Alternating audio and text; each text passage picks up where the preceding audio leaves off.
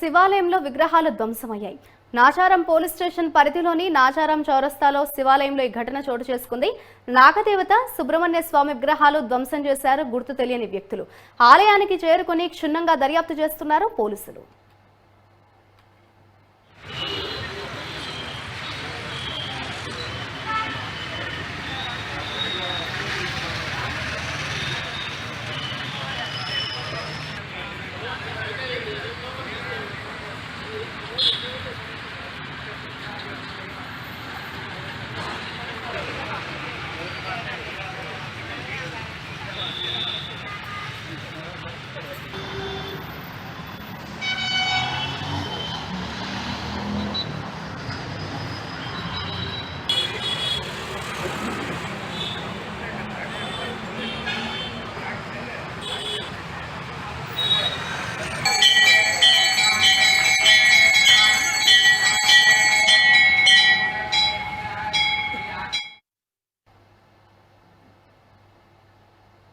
శివాలయంలో విగ్రహాలు ధ్వంసం చేశారు గుర్తు తెలియని వ్యక్తులు. నాచారం పోలీస్ స్టేషన్ పరిధిలో ఈ ఘటన చోటు చేసుకుంది.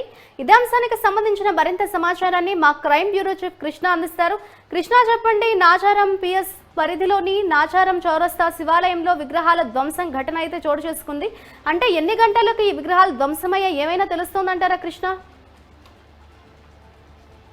మాధురి, నాచారం పిఎస్ పరిధిలోని నాచారం చౌరస్తాలో టెన్షన్ వాతావరణం నెలకొంది. ఈరోజు ఉదయాన్నే దేవాలయానికి వచ్చిన పూజారి గుడిలో ఉన్న నాగదేవత సుబ్రహ్మణ్య స్వామి విగ్రహాలు ధ్వంసం చేయడం గమనించి వెంటనే అటు ఆలయ కమిటీ నిర్వాహకులకు పోలీసులకు సమాచారం అందించడం జరిగింది. ఊటావుటిన ఘటనా స్థలానికి వచ్చిన పోలీసులు ఆ తర్వాత అలాగే భక్తులు కూడా పెద్ద సంఖ్యలో అక్కడికి చేరుకున్నారు.